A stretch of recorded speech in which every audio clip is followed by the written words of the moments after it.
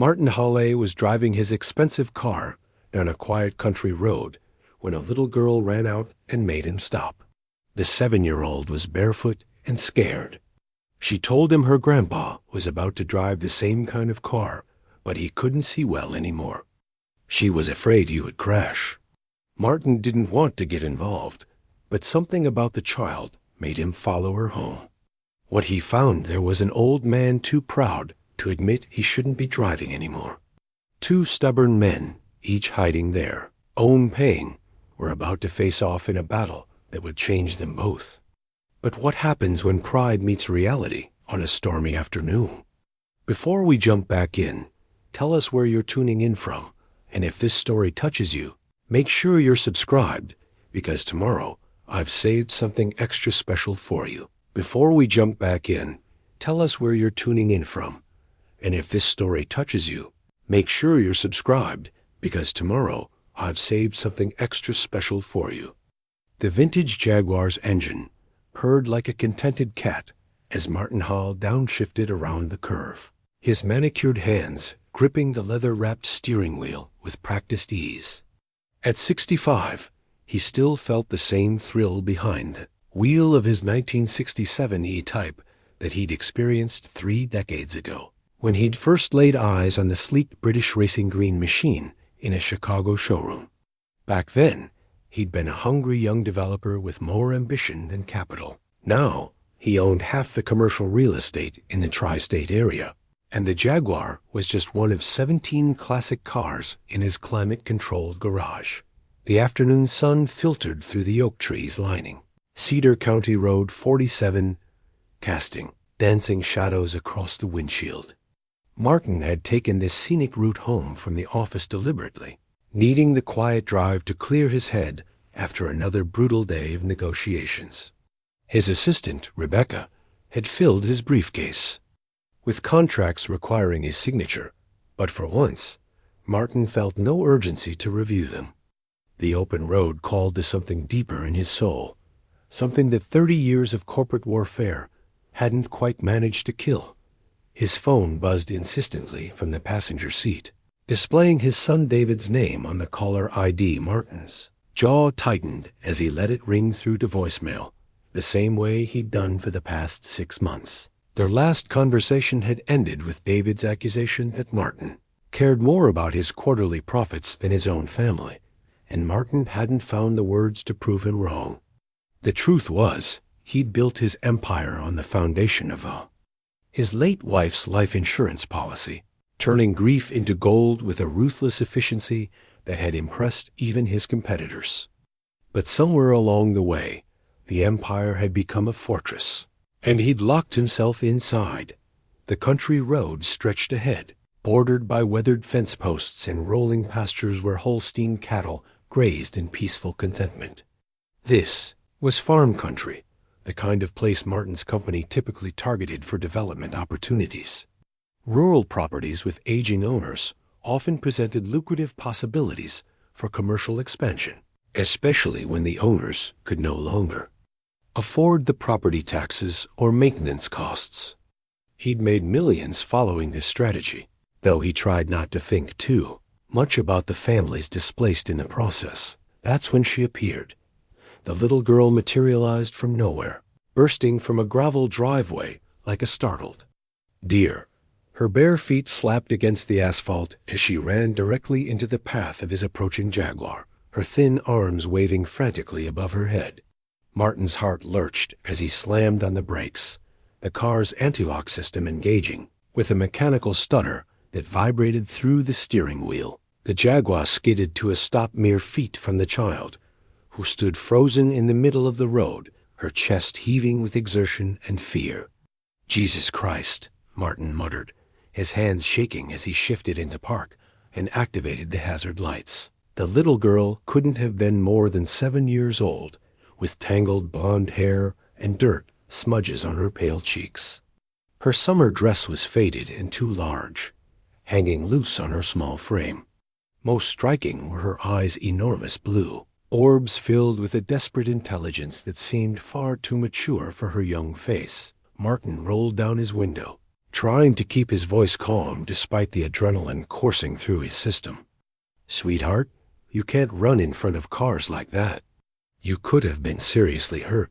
The girl approached his driver's side window with surprising boldness, clutching a crumpled piece of paper against her chest. "Please, mister, you have to help me. My Grandpa Ben is going to crash your car." Martin blinked, certain he'd misheard. "What do you mean, crash my car?" "He's got one just like yours," she said, pointing toward the farmhouse at the end of the gravel drive from which she'd emerged. Same color and everything. "But he can't see good anymore, and if he drives it, he's going to crash for sure. I tried to hide the keys, but he found them." Martin followed her pointing finger toward a ramshackle farmhouse that had seen better decades. The white clapboard siding was peeling, and several shutters hung at crooked angles. A red barn squatted behind the house, its roof sagging in the middle like the back of an old horse. Despite the property's evident decay, someone had made an effort to maintain a small flower garden near the front porch, where marigolds and petunias bloomed in defiant splashes of color. "Listen, sweetheart," Martin began, already calculating how to extricate himself from this situation. He had dinner reservations at the country club in an hour, and his own mechanic was expecting him to drop off the Jaguar for its monthly service. "I'm sure your grandfather is a careful driver." "No, he's not." The girl's voice cracked with emotion. "He almost hit Mrs. Peterson's mailbox yesterday, and last week he drove right through the Johnsons' vegetable garden because he couldn't see where he was going. He's going to hurt somebody, or somebody's going to hurt him, and then what's going to happen to me?" The raw fear in her voice stopped Martin's polite dismissal cold. He'd heard that same note of desperation in his own voice as a child, when his father had packed his suitcase and walked out the front door without looking back. The little girl's hands were shaking as she clutched her paper, and Martin noticed she was fighting back tears with the grim determination of someone far too young to carry such heavy burdens. "What's your name, sweetheart?" "Emma. Emma Caldwell." "Emma, I'm Martin. Where are your parents?" Emma's face crumpled slightly before she composed herself with visible effort. "They went to heaven in a car crash. Now it's just me and Grandpa Ben, but he's getting worse every day. He pretends he can see fine, but I know he can't. And if something happens to him, they'll send me away to live with strangers." Martin felt something crack open in his chest, a fissure in the careful armor he'd built around his heart. This child was facing the same abandonment he'd experienced, but she was fighting for her family with a courage that put his own passive acceptance to shame. He glanced at his Rolex, then at the business cards scattered across his dashboard, tangible reminders of the empire he'd built from loneliness and ambition. "Emma, what exactly do you want me to do?" Hope flickered in her enormous eyes. "Come talk to him. He might listen to another grown-up. He respects people who know about cars, and you've got the same one he's been working on. Maybe if you tell him it's not safe, he'll believe you." Thunder rumbled overhead, and Martin noticed for the first time the dark clouds gathering on the western horizon. The afternoon light had taken on that peculiar golden quality that preceded summer storms, and the air felt heavy with impending rain. He thought about his dinner reservation, his mechanic's appointment, the contracts waiting in his briefcase. Then he looked at Emma's face and saw his own 7-year-old self staring back at him. "All right," he heard himself saying. "I'll come, talk to your grandfather, but I can't make any promises." Emma's face transformed with relief and gratitude. "Thank you, Mr. Martin. Thank you so much. Grandpa Ben is really nice when you get to know him. He just gets scared sometimes, like me." She led him up the gravel driveway, her bare feet navigating the stones with practiced ease. Martin locked the Jaguar and followed, noticing how she glanced back frequently to make sure he hadn't changed his mind. The closer they got to the farmhouse, the more apparent the property's decline became. Shingles were missing from the roof, the front porch sagged slightly, to one side, and several windows were covered with plywood rather than glass. Yet someone clearly lived here and cared about the place. The lawn was mowed, if somewhat unevenly, and someone had recently painted the front door a cheerful yellow. Wind chimes made from old car parts hung from the porch eaves, creating a gentle melody in the afternoon breeze. A wooden swing hung from the largest oak tree, its seat polished, smooth by years of use. "Grandpa Ben," Emma called as they approached the front porch. "I brought someone to meet you." The front door opened, and Martin got his first look at Ben Caldwell. The man was tall and lean, probably in his early 70s, with silver hair that stuck up in unruly tufts and hands stained with motor oil. He wore faded work clothes and boots that had seen decades of honest labor, but it was his eyes that caught Martin's attention, clouded with cataracts and squinting in the afternoon light, yet still holding an intelligence and dignity that commanded respect. "Emma, child, what have you done now?" Ben's voice carried the gentle accent of someone who'd spent his life in rural communities, but there was an edge of wariness as he studied Martin's expensive clothes and manicured appearance. "This is Mr. Martin, Grandpa. He's got a Jaguar, just like yours, and I thought maybe you too could talk about cars and stuff." Ben's gaze sharpened, focusing on Martin with obvious effort. "That your E-Type parked at the end of my drive?" "Yes, sir. 1967 model, Series 1. Well, I'll be damned." Ben's weathered face broke into a genuine smile. "Haven't seen one of those on the road in months." "What's she running?" "The original 4.2-liter straight six." "That's right. Rebuilt the engine myself." "About 5 years ago. You did the work yourself?" Ben's eyebrows rose with surprise and newfound respect. Most folks with cars like that just write checks and let other people get their hands dirty. Martin felt an unexpected flush of pride. His mechanical skills were a holdover from his youth, when he'd worked in his uncle's garage to pay for college. He'd kept up with automotive technology over the years, finding that working with his hands provided a meditative counterpoint to the cerebral demands of business. "I like to know how things work," Martin replied. "Plus, there's something satisfying about solving problems with your own two hands. Now that's the truth." Ben stepped aside, gesturing toward the door. "Why don't you come in for some coffee? Emma makes the best coffee in 3 counties. Don't you, little bird?"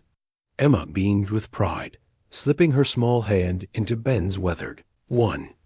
Martin noticed how carefully Ben navigated the porch steps, using the railing for guidance more than support. Inside, the farmhouse was clean but sparse, furnished with pieces that had clearly been chosen for function rather than fashion. Family photographs lined the mantelpiece, showing 3 generations of Caldwells in happier times, but it was the business cards scattered across Ben's kitchen table that made Martin's blood run cold. He recognized the letterhead immediately. Hale, Development Corporation, his own company. The cards belonged to his acquisitions team, the sharks he'd trained to identify distressed properties and vulnerable owners. Ben's farm was clearly on their target list, which meant the old man was probably behind on his mortgage payments and facing foreclosure. Martin's chest tightened with a mixture of guilt and recognition. He'd built his fortune on situations exactly like this one, swooping in when families were at their most vulnerable and transforming their ancestral homes into strip malls and office complexes. The irony wasn't lost on him that he was now sitting in the kitchen of a man his own company was probably preparing to destroy. "You all right there, son?" Ben's voice pulled Martin from his dark thoughts. "You look like you've seen a ghost." "I'm fine," Martin lied, averting his gaze from the business cards. "Just thinking about the storm that's coming in." Emma had busied herself preparing coffee with the competence of someone far older than her years, standing on a wooden step stool to reach the cabinets and measuring grounds with scientific precision. She chattered as she worked, filling the silence with observations about the weather, the farm, and her grandfather's various projects. Martin found himself charmed, despite his growing unease about the business cards. "So," Ben said, settling into a kitchen chair with a slight grimace, "what brings you out this way? Not many folks take the scenic route through Cedar County unless they're lost or looking for something." Martin chose his words carefully. "I was just driving home from the office, taking a long way to clear my head. Your granddaughter ran into the road and stopped my car. She seemed pretty upset about something." Ben's expression darkened, and he shot a reproachful look at Emma. "Emma Caldwell, you didn't go bothering this nice man with your worries, did you?" "She's worried about you driving," Martin said gently. "She thinks you might have some trouble with your vision." The temperature in the kitchen seemed to drop 10 degrees. Ben's jaw clenched, and his hands curled into fists on the table. "My vision is just fine, thank you very much. I've been driving longer than you've been alive, and I don't need some city fellow telling me what I can and can't do." Emma appeared at Ben's side, setting a steaming mug of coffee in front of him with trembling hands. "Grandpa, please don't be mad. I just worry about you is all." "There's nothing to worry about, little bird. Grandpa's got plenty of good years left in him." But Martin had noticed how Ben squinted at the coffee mug, feeling for the handle rather than looking for it. He'd seen the way the old man had navigated his own porch by touch and familiarity rather than sight. Most telling of all, he'd watched Ben struggle to focus on his face during their conversation, his eyes searching for visual cues that weren't there. Emma settled into her own chair, rapping her small hands around a glass of milk. She looked back and forth between the two men with the exhausted expression of someone who'd been fighting this battle for far too long. "Emma tells me you've got a Jaguar restoration project in the barn," Martin said, attempting to steer the conversation toward safer ground. Ben's face lit up with genuine enthusiasm. "Been working on her for 3 years now. 1967 E-Type, same as yours. Found her rusting in a field outside town, but the bones were good. Engine's been rebuilt, transmission solid, and I just finished the interior work last month." "That's impressive. Those restorations can be tricky, especially the electrical systems. Tell me about it." "Spent 2 weeks chasing down a short in the dash wiring, but she's purring like a kitten now." "Want to take a look?" Thunder rumbled overhead, closer now, and the first fat raindrops began spattering against the kitchen windows. But Martin found himself nodding, drawn by Ben's obvious passion for the project and Emma's hopeful expression. They made their way to the barn through the increasing rain, Emma skipping ahead while the two men walked more carefully across the uneven ground. Martin noticed how Ben counted his steps and used familiar landmarks to navigate, never quite admitting that his eyes weren't providing the guidance they once had. The barn doors creaked open to reveal a workshop that took Martin's breath away.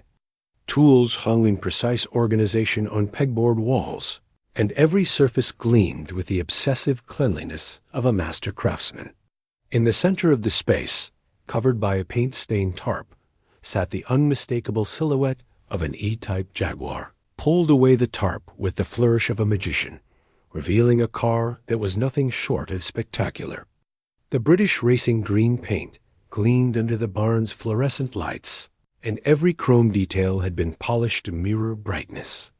The interior was immaculate, with supple leather seats and a dashboard that looked better than factory. "New. My God," Martin breathed, running his hand along the car's flank.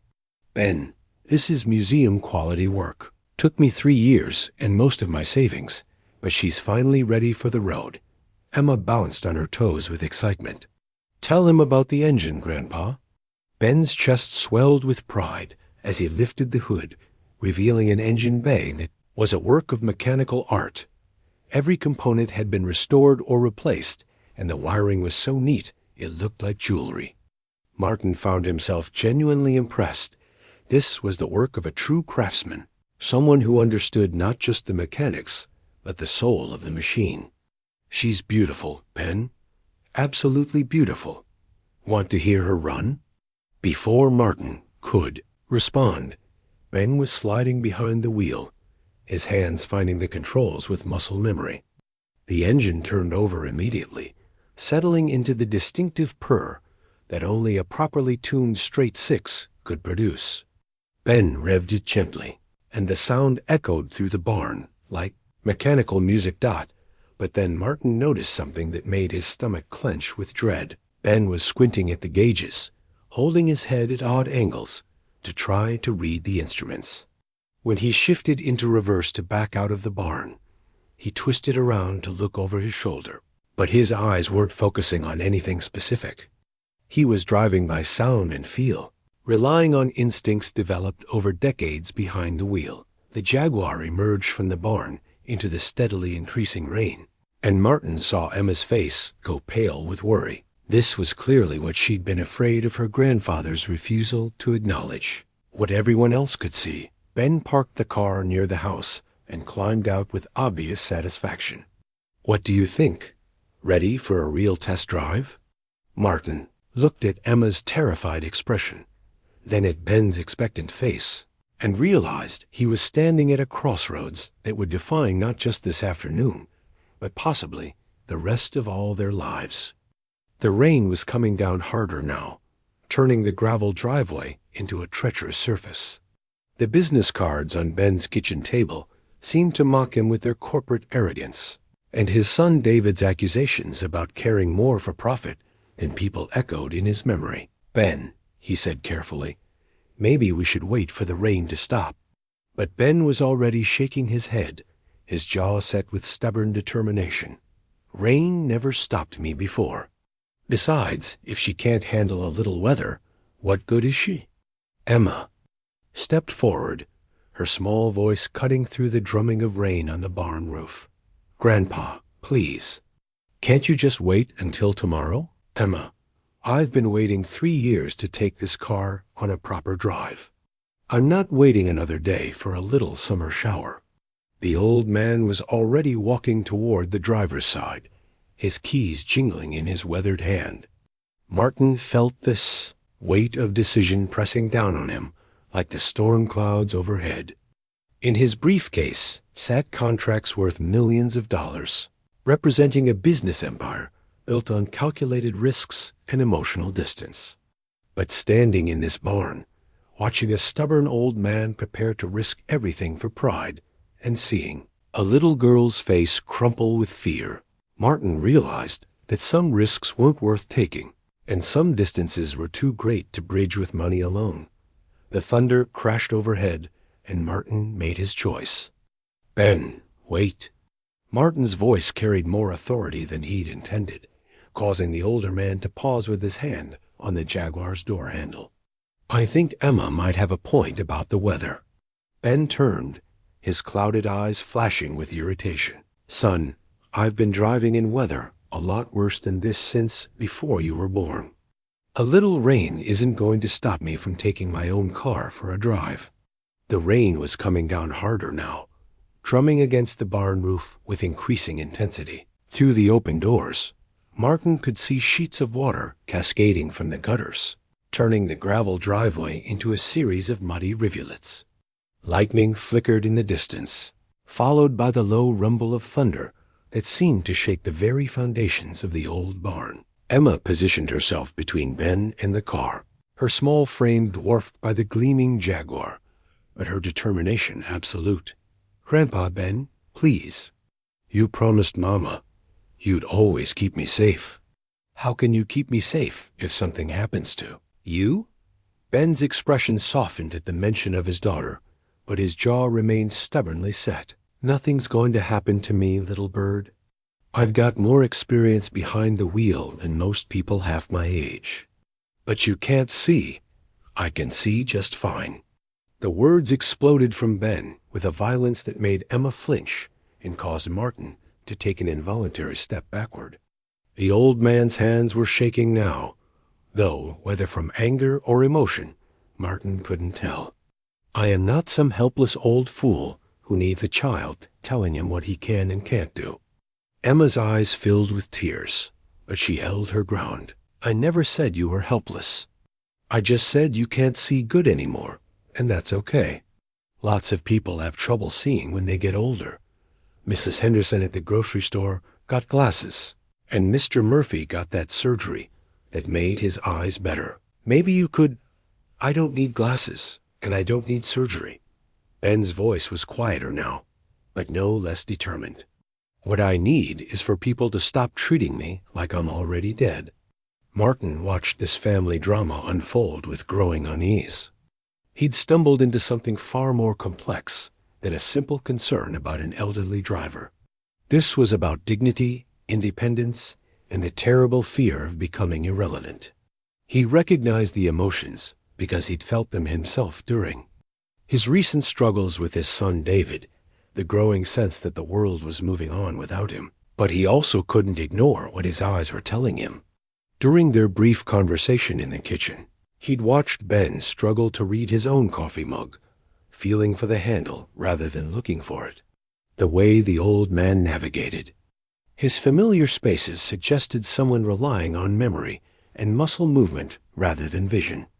Most concerning of all, when Ben had backed the Jaguar out of the barn, his head movements had been those of someone trying to compensate for limited sight.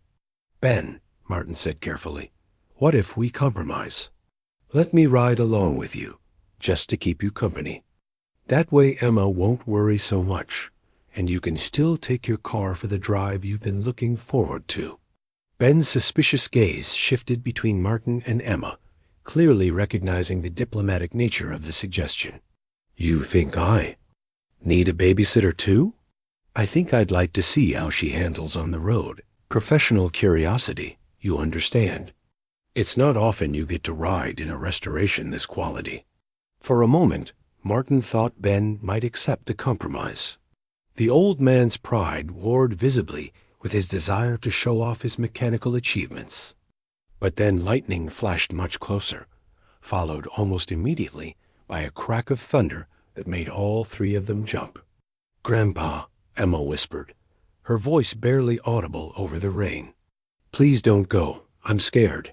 Ben's face crumpled slightly at his granddaughter's words, but his resolve only seemed to harden. Emma, I've been taking care of myself, and you just fine without any help. A little girl and a stranger aren't going to start making decisions for me now. He pulled open the Jaguar's door and slid behind the wheel with movements that spoke of decades of practice. The engine fired to life immediately, its distinctive purr almost lost in the sound of rain on metal. Through the windshield, Martin could see Ben's face set in grim determination as he adjusted the mirrors and checked the gauges.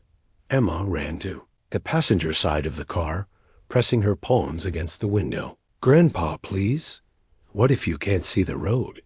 What if there's another car coming? What if... Ben's voice was muffled by the glass, but his frustration was clear.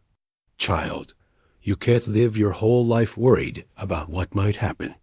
Sometimes you just have to trust that things will work out. Martin felt his chest tighten as he watched Ben put the car in gear. The old man's hands were steady on the wheel, but his eyes were squinting through the rain-streaked windshield with obvious difficulty. This wasn't stubbornness or pride talking anymore. This was a man so desperate to maintain his independence that he was willing to risk everything rather than admit weakness. Ben, wait. Martin stepped forward, placing his hand on the doorframe. At least let me move my car first. I'm blocking part of the driveway. I can get around it just fine. But as Ben began to back up, Martin saw immediately that the old man's confidence was misplaced. The Jaguar's rear wheels spun slightly in the wet gravel, and Ben overcompensated, swinging the car's tail too far to the left. The rear bumper came within inches of clipping the barn's doorframe, and only Martin's sharp intake of breath seemed to alert Ben to the danger. Grandpa! Emma's scream pierced the afternoon air as the car lurched to a stop. Ben sat motionless, behind the wheel for a long moment, his hands gripping the steering wheel with white-knuckled intensity. When he finally looked up, Martin could see shame and fear warring in his clouded eyes. But instead of acknowledging the close call, Ben's expression hardened into stubborn defiance. Just a little slippery, that's all. Wet gravel can be tricky. He put the car back in gear, this time moving more slowly, but with no more accuracy. Martin watched in horror as Ben began weaving slightly, clearly unable to judge his position relative to the driveway's edges. The old man was driving by guesswork and hope, a combination that would be deadly once he reached the public road. That's enough.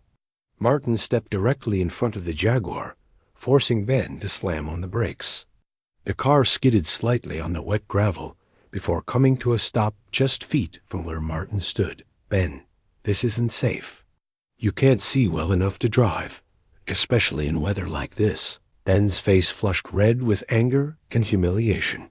He rolled down the window, rain immediately spattering his face and shoulders. Who the hell do you think you are, coming onto my property and telling me what I can and can't do?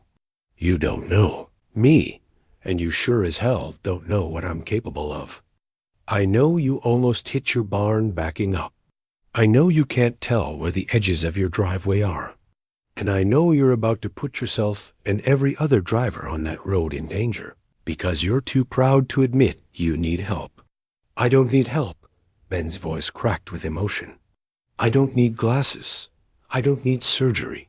And I sure as hell don't need some rich city boy in an expensive suit telling me I'm not fit to drive my own car. Emma was crying now, her small shoulders shaking as she pressed herself against the passenger door. The sound of her sobs seemed to cut through Ben's anger, leaving behind something rawer and more vulnerable. Grandpa, she whispered, I don't want you to get hurt. I don't want to lose you too. The simple honesty of her words hit Ben like a physical blow. His hands relaxed on the steering wheel, and for the first time since Martin had arrived, the old man's defenses cracked enough to reveal the fear beneath. Little bird, Ben said softly, I'm not going anywhere. I promise. But what if you crash? What if you hit another car or drive off the road? What if they take you away from me? Ben's voice was barely above a whisper now, but in the sudden quiet between thunder crashes, every word was audible. What if I admit I can't take care of myself anymore, and they decide I can't take care of you either? The truth hung in the air, like the storm clouds overhead, heavy and charged with dangerous potential. Martin suddenly understood that this wasn't really about driving at all. It was about a 72-year-old man's terror of losing the last person he had left to love. Emma pulled open the passenger door and climbed into the car beside her grandfather, her small hand finding his larger one on the steering wheel. Grandpa Ben, nobody's going to take me away. We're family. Families stick together no matter what. But if I can't drive, how will I get you to school? How will I buy groceries? Or take you to the doctor when you're sick? How will I? We'll figure it out, Emma said with the absolute confidence of childhood. We always figure things out, don't we?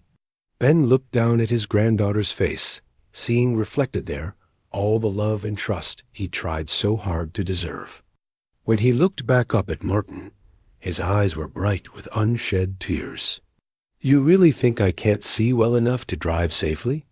Martin chose his words carefully, recognizing the courage it had taken for Ben to ask that question. I think you're having some vision problems that could probably be fixed with the right medical care. But until then, yes, I think driving could be dangerous for you and for other people. Ben sat in silence for a long moment, the only sounds the drumming of rain on the car's roof and the distant rumble of thunder. When he finally spoke, his voice was steady but resigned. Emma, would you go get my reading glasses case from the kitchen table? The brown leather one next to the sugar bowl. Emma looked confused, but climbed out of the car and ran toward the house, her bare feet splashing through puddles.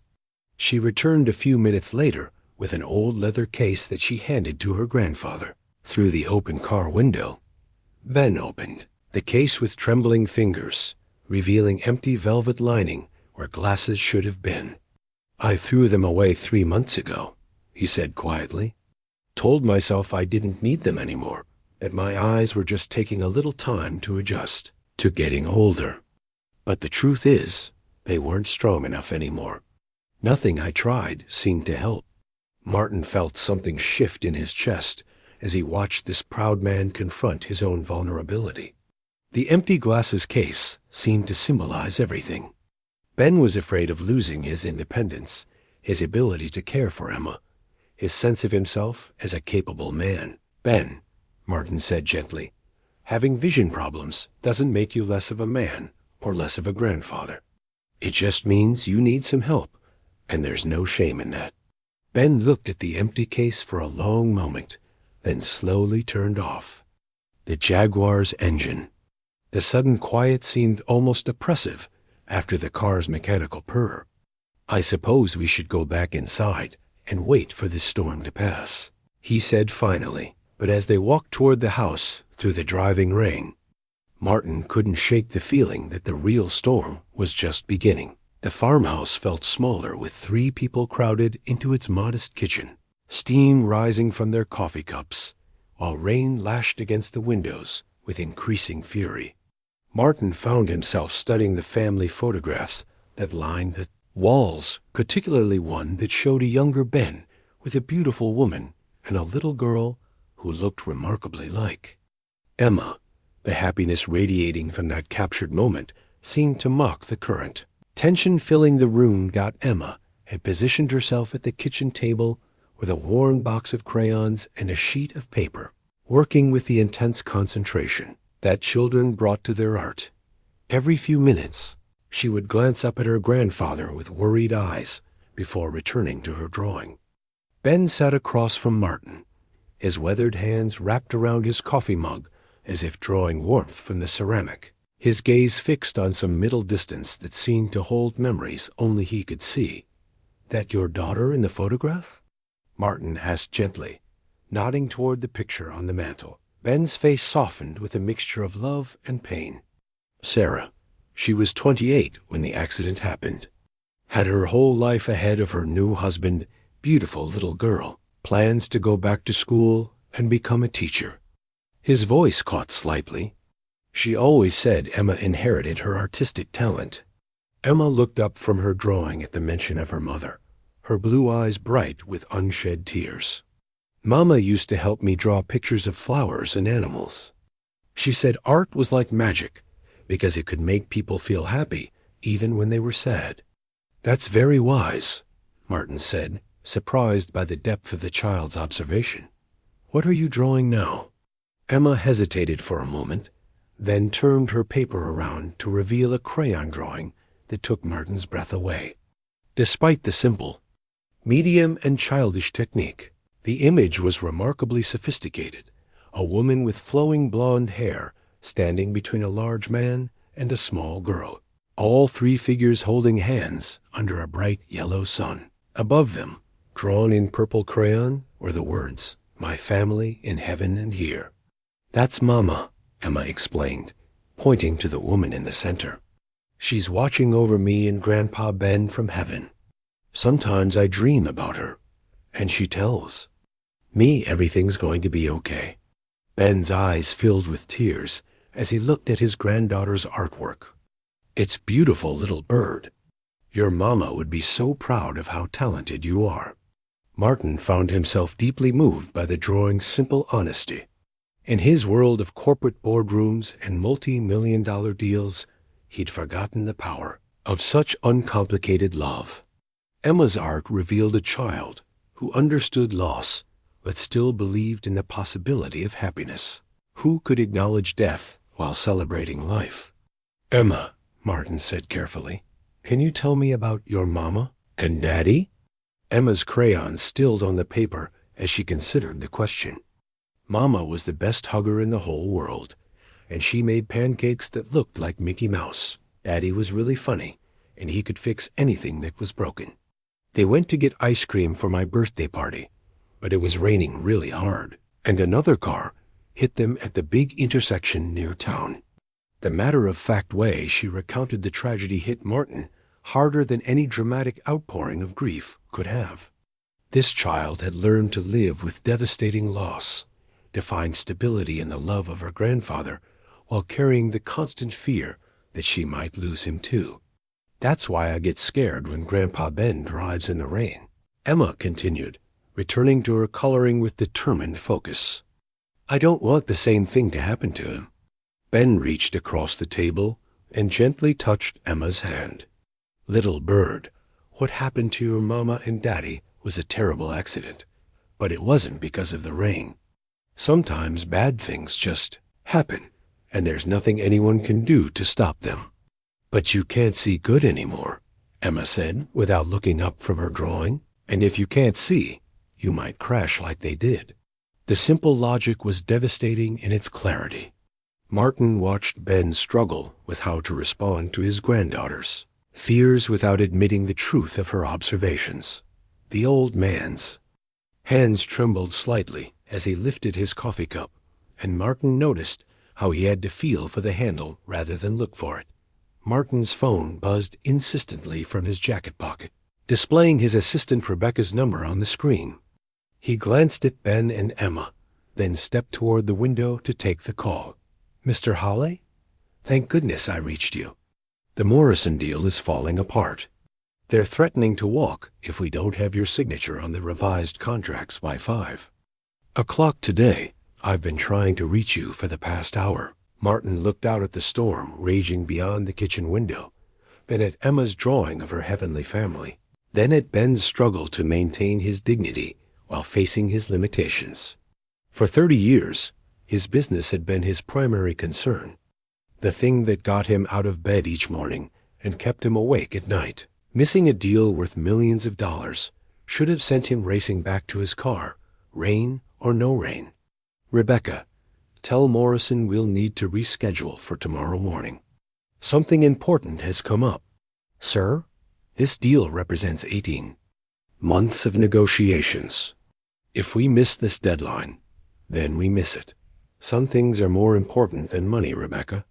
He ended the call before his assistant could respond, aware that he'd just made a decision that would have seemed impossible to him even that morning. But looking at Emma's anxious face and Ben's obvious struggle, the Morrison deal felt like something from another lifetime. "Business trouble?" Ben asked with the polite concern of someone who understood that other people's problems existed beyond his own immediate world. Nothing that can't wait. Martin returned to the table, struck by how different this kitchen felt from his own empty penthouse apartment. Here, despite the obvious financial struggles and emotional pain, there was love. Real, tangible love that filled the spaces between words and made even silence feel warm. Emma held up her completed drawing for Martin to see. She'd added details in the minutes he'd been on the phone flowers in the background. A small house with smoke coming from the chimney, and what appeared to be a car in the driveway. But it was the new figure she'd drawn that made Martin's throat tighten with unexpected emotion.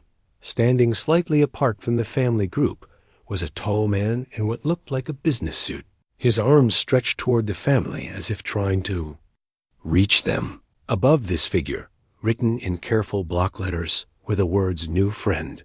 "Is that supposed to be me?" Martin asked, his voice rougher than he'd intended. Emma nodded solemnly. "You came to help us, so that makes you part of our family. Now, Grandpa Ben says family isn't just about being related, it's about people who care about each other." Martin found himself blinking back tears, overwhelmed by the generosity of this child, who'd known him for less than 2 hours, but had already found a place for him in her world. When was the last time someone had wanted to include him in their family? When was the last time he'd felt truly connected to another human being? "Emma," he said softly, "that's one of the most beautiful things anyone has ever given me." Ben studied Martin's face with new interest, his clouded eyes seeming to see beyond the expensive clothes and polished exterior. "You got family of your own, Martin?" The question hit like a physical blow. "I have a son, David. He's 32, lives in Seattle. We don't talk much anymore. What happened? Martin hesitated, unused to sharing personal information with strangers. But something about this kitchen, this family, made him want to be honest in a way he hadn't been in years. I threw myself into work after my wife died. Built a successful business, but lost everything else that mattered. David says I chose money over family, and he's probably right. Emma looked up from her crayons with the serious expression of someone far older than her years. Did you tell him you're sorry? It's not that simple, sweetheart. Why not?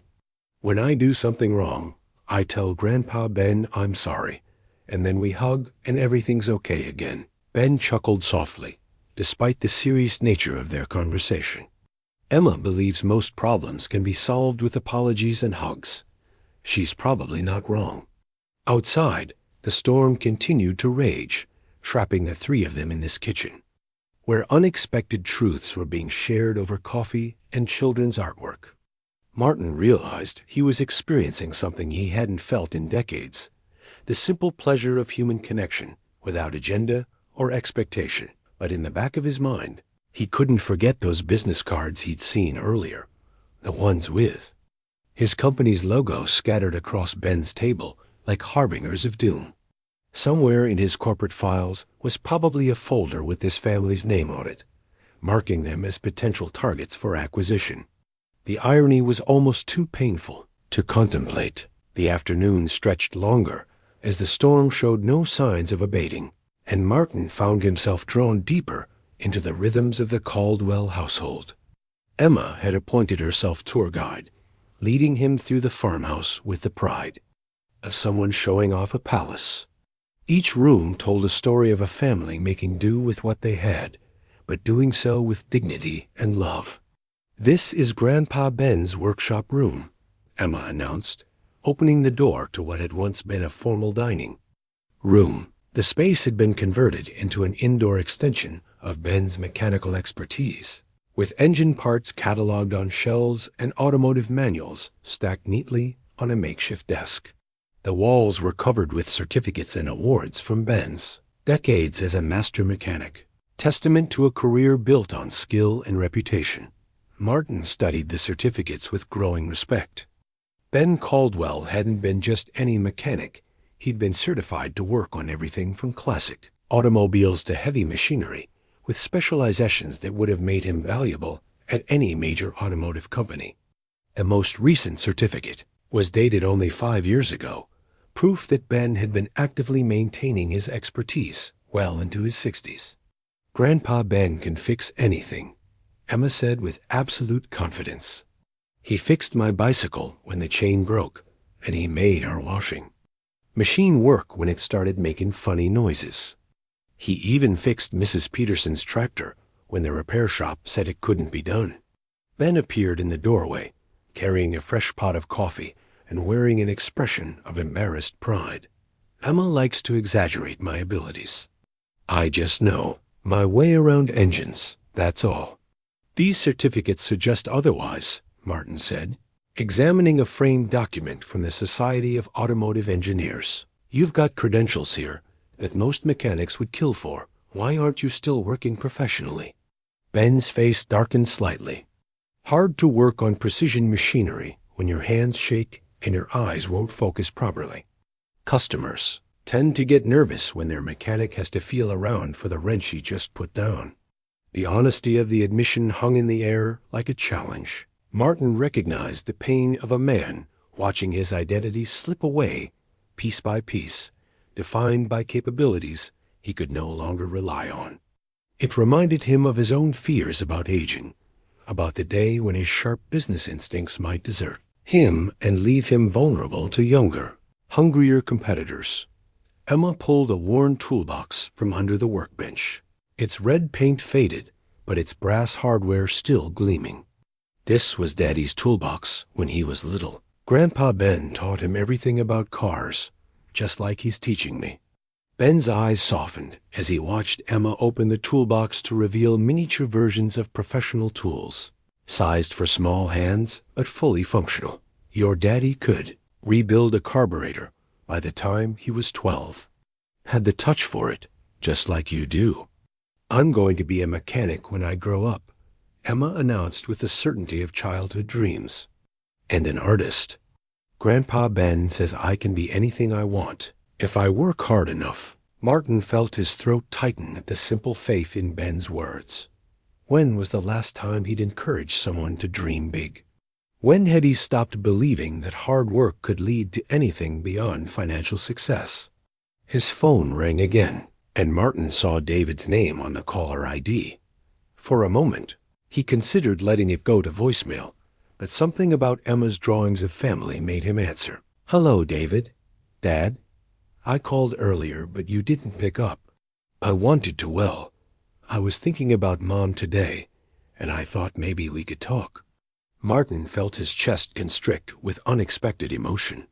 It had been 6 months since they'd spoken, and David's voice sounded different, older, perhaps, or just tired. I'm glad you called, son. I was just thinking about you, too. Really? That's good. Look, I know things have been difficult between us, but I miss talking to you. I miss having a father.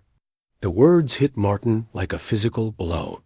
He glanced around the kitchen, seeing Ben and Emma watching him with carefully neutral expressions, and realized that this conversation was happening in front of people who understood the preciousness of family connections. David, I miss you too, more than you know. I've been thinking lately that I made some serious mistakes, put the wrong things first. You did, David said, but his voice held sadness rather than anger. But I probably could have tried harder. 2, I just got so tired of competing with your business for your attention. You shouldn't have had to compete. You should have always come first.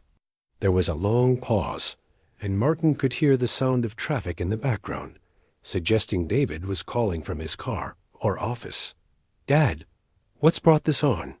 You sound different. Martin looked at Emma, who was pretending to color while obviously listening to every word, and at Ben, who was organizing tools with the careful movements of someone whose hands weren't quite steady anymore. How could he explain that a barefoot 7-year-old and a stubborn 72-year-old had reminded him what really mattered in life? I'm sitting in a farmhouse kitchen with a little girl who lost her parents and an old man who's losing his sight. They're teaching me about what family means. That sounds like the beginning of a very strange story. It is a strange story, but it's also about learning that some things are more important than business deals and profit margins. Emma looked up from her coloring with a hopeful expression. Is that your son? Can I say hello? Martin found himself smiling for the first time in months. David, there's someone here who wants to meet you. He held out the phone to Emma, who took it with the easy confidence of a child accustomed to adult conversations. Hi, David. I'm Emma. Your daddy is helping my grandpa with his car troubles. He's very nice, and he has good manners just like Grandpa Ben taught me to have. Martin couldn't hear David's response, but Emma's face lit up with delight. You live in Seattle? That's really far away. Do you ever get to see your daddy? My mama and daddy are in heaven, so I only get to see them in dreams, but you're still alive, so you should visit more often. The child's innocent directness made Martin wince, but Emma continued cheerfully. Your daddy seems lonely. I think he misses you. Maybe you could come see him soon? We could all have dinner together, and I could show you my drawings. She handed the phone back to Martin with a satisfied expression, as if she'd just solved all the world's problems with a few simple observations. David's voice was thick with emotion when Martin brought the phone back to his ear. Dad, who is this kid? And what's she talking about you being lonely? It's complicated, son, but she's not wrong. I am lonely, and I do miss you. Maybe I could drive down next weekend. We could have dinner, talk things through properly. I'd like that very much. After they hung up, Ben studied Martin's face with a perceptive expression. Sounds like that went better than you expected. A lot better. Emma seems to have a gift for cutting through complicated problems. Emma beamed with pride. Grandpa Ben says sometimes the best solutions are the simplest ones. Like when the washing machine was making noise, it wasn't broken. It just had a sock stuck in the drain. All the fancy repair ideas wouldn't have worked because nobody looked for the simple problem first. Ben chuckled, ruffling Emma's hair with obvious affection. That's my girl always finding the easy answer that the grown-ups missed. But as the afternoon wore on, Martin became increasingly aware that not all problems had simple solutions. The storm outside was finally beginning to ease, which meant he would soon have to return to his own life and leave this unexpected family behind. The business cards on Ben's table served as a constant reminder that his presence here created as many problems as it solved. How could he help Ben and Emma without destroying Ben's pride?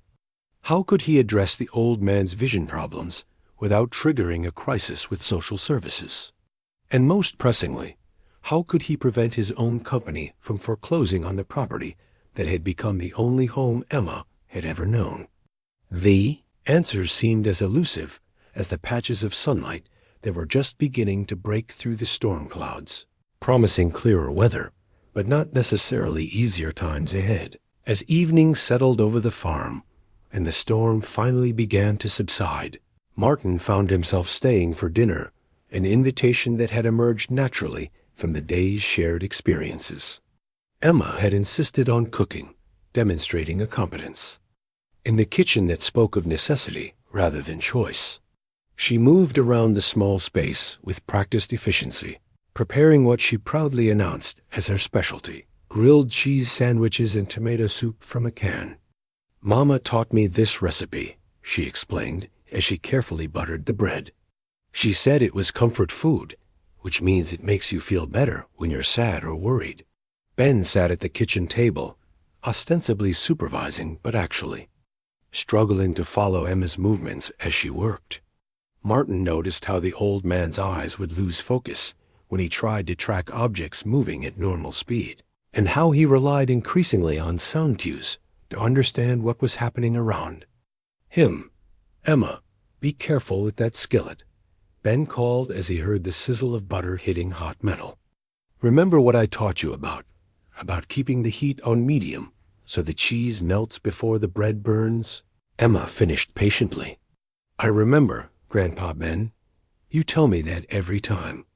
Martin found himself charmed by their domestic routine, the easy back and forth of a family that had learned to function together despite the challenges they faced. But he also noticed the subtle signs of strain, the way Ben gripped his coffee cup too tightly, the careful way Emma spoke when giving her grandfather visual information, the unspoken understanding between them that certain subjects were off limits.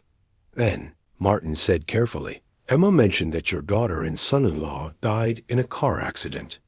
That must have been devastating for both of you." Ben's face grew still, and he was quiet for so long that Martin wondered if he'd overstepped. "When?" The old man finally spoke. His voice was heavy with memories and regret. "It was a night just like this one, rain coming down in sheets, roads slick as ice. Sarah and Tom had gone to pick up a birthday cake for Emma's party. Should have been a 10-minute drive to the bakery and back." Ben's hands trembled as he lifted his coffee cup. Drunk driver ran a red light at the main intersection. Killed them both instantly. Emma had gone very still at the stove, her small shoulders tense as she listened to the familiar story. Martin realized this wasn't the first time she'd heard these details, and probably not the last time she'd be haunted by them. "The police said there was nothing they could have done," Ben continued. "Wrong place, wrong time. But I keep thinking if I'd offered to go get the cake myself, if I'd insisted they wait until the weather cleared, if I'd done a dozen different things." "You can't live your life on what-ifs," Martin said gently, though he recognized the irony of his own words. How many nights had he lain awake, wondering what might have happened if he'd spent more time with his family instead of building his business empire? "That's what everyone told me," Ben replied. But when you're responsible for raising a little girl who lost her parents, those what-ifs feel pretty important. Every decision I make now affects her future. Emma turned from the stove, her young face grave with understanding beyond her years. Grandpa Ben, you didn't make the bad man drink too much. You didn't make it rain that night. Sometimes bad things just happen, and it's nobody's fault. The wisdom in her words hung in the air, a child's clear-eyed acceptance of tragedy that put adult ruminations to shame. Martin found himself thinking about his own tendency to shoulder blame for circumstances beyond his control. The way he'd convinced himself that his wife's death was somehow punishment for his professional ambitions. Emma's right, he said quietly. Bad things do just happen. But the good things that come after, like the way you two take care of each other, those are choices. Those are what matter. Ben studied Martin's face with new interest. You sound like someone who's done his share of wrestling with guilt. My wife died of cancer 10 years ago. I spent the last months of her life in business meetings and deal negotiations, telling myself I was securing our future.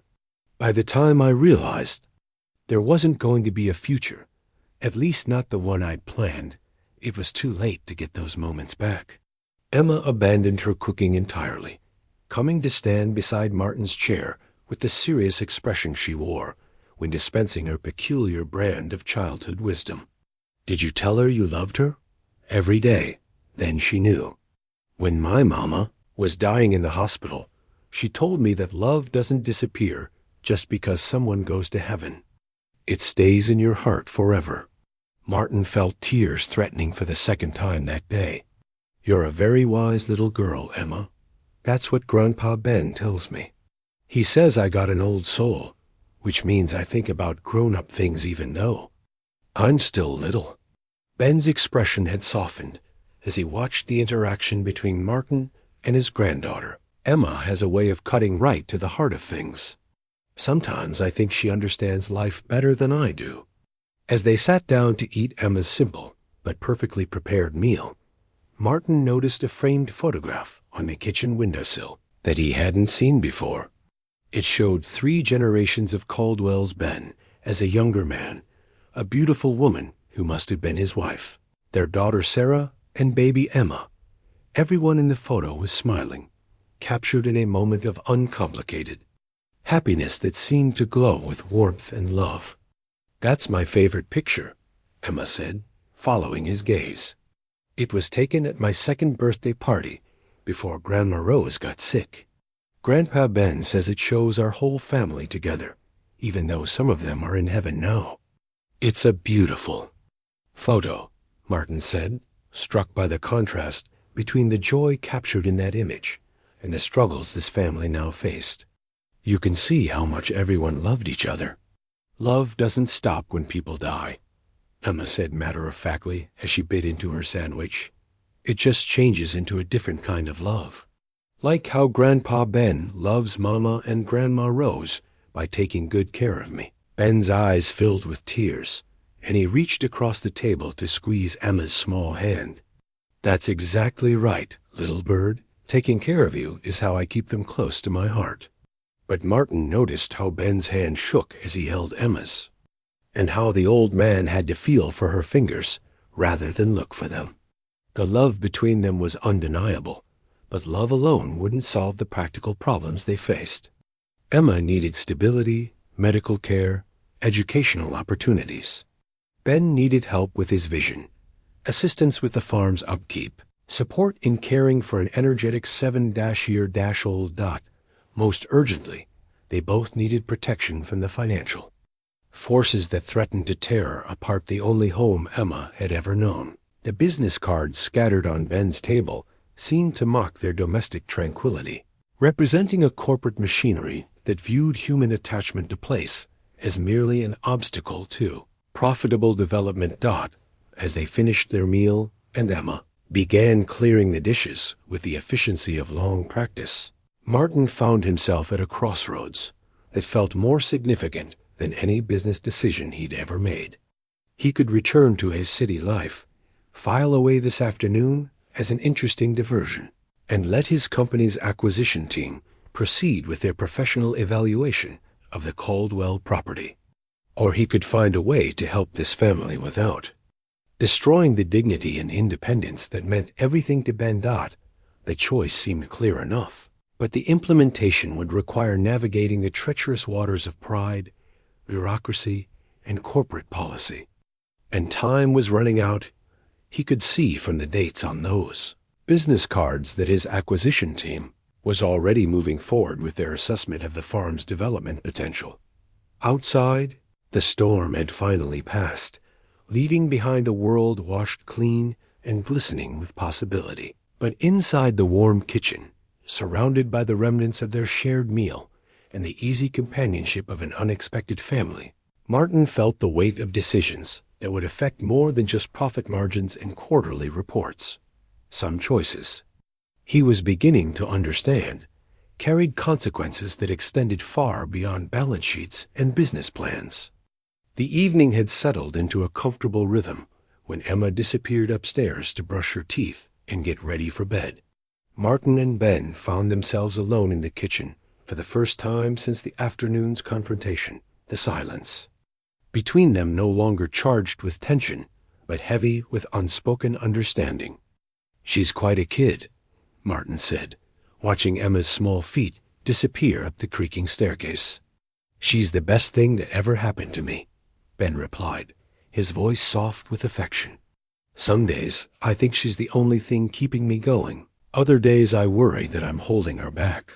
Martin studied the older man's profile in the lamplight, noting the lines of worry etched around his clouded eyes. "What do you mean, holding her back?" Ben was quiet for a long moment, his weathered hands tracing patterns on the tablecloth. When he finally spoke, his voice was barely above a whisper. "Martin, can I trust you with something? Something I haven't told another living soul?" "Of course." Ben rose from the table and walked to an old secretary desk in the corner of the kitchen, his movements careful and deliberate. He opened the bottom drawer and withdrew a small wooden box, the kind used to store precious keepsakes. When he returned to the table, his hands were trembling slightly as he lifted the lid. Inside, nestled in faded velvet, was a military medal, the Silver Star, its ribbon still bright despite its obvious age. Martin felt his breath catch as he recognized the significance of the decoration. "Korea," Ben said simply. "I was 19 years old, scared out of my mind, and somehow I ended up saving 7 men from a burning tank. The Army said I was a hero, but I never felt like one. I just did what needed doing." Emma's voice drifted down from upstairs, calling for her grandfather to come tuck her in. Ben closed the box quickly, as if embarrassed by the revelation. "Why haven't you told Emma about this?" Martin asked. "Because I'm not that man anymore," Ben said, his voice thick with emotion.